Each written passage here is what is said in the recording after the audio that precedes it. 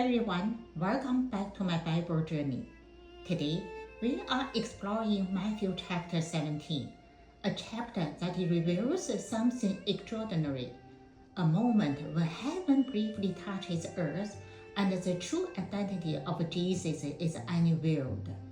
This chapter begins with one of the most mysterious and powerful things in the entire Gospel, the Transfiguration.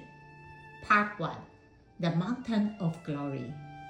Jesus takes only 3 disciples with him, Peter, James, and John, and leads them up a high mountain. This detail is important. Not everyone is present. Only those close to him are allowed to witness what happens next. And then, certainly, something incredible occurs.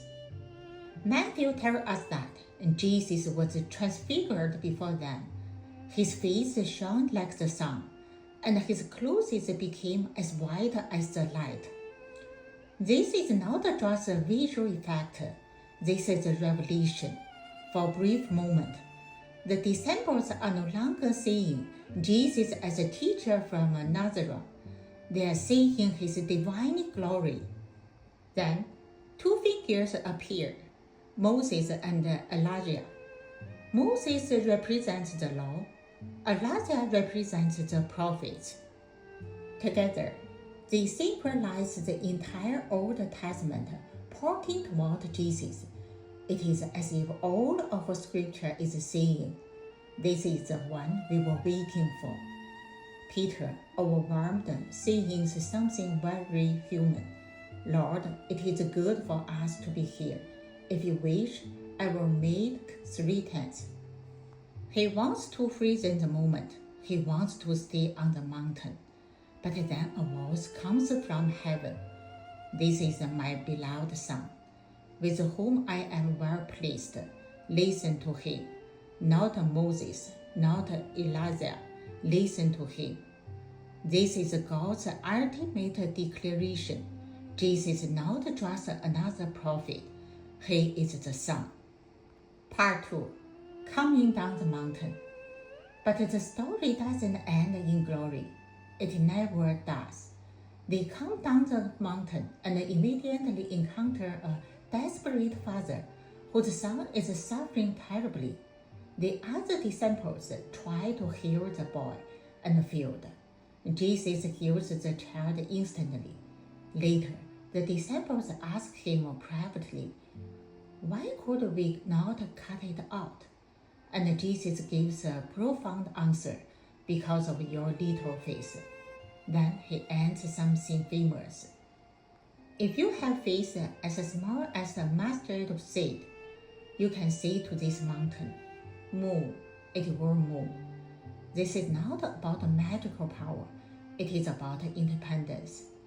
The disciples had authority, but they realized on themselves instead of God. They had seen the glory on the mountain, but now they must learn to walk in faith in the village. Part 3. The prediction of the cross. Then Jesus says something that completely shifts the mood. "The Son of Man is going to be delivered into the hands of men. They will kill him, and on the 3rd day he will be raised to life." The disciples are deeply saddened. Notice the contrast. They just saw Jesus shining like the sun, and now he's talking about death. This is one of the central tensions of Christianity. Glory and suffering exist together. Part 4. The call in the fish. The chapter ends with a stranger but beautiful story. Tax collectors ask Peter whether Jesus pays the temple tax. Jesus tells Peter to go fishing. The first fish he catches will have a coin in his mouth, enough to pay for both of them. This miracle is small compared to the Transfiguration, but its meaning is deeper. Jesus says, "The sons are exempted, but we pay, so that we may not cause offense." In other words, Jesus is the true Son of God. He owes nothing, yet he humbles himself to live within human systems. Last part, conclusion. Matthew 17 shows us who Jesus really is. On the mountain, he is glorious. In the village, he is compassionate. In prophets, he will suffer. In daily life, he is humble. Matthew 17 is coming to the end. Thank you for joining me to explore this journey. If you like, please share and subscribe. See you Matthew 18.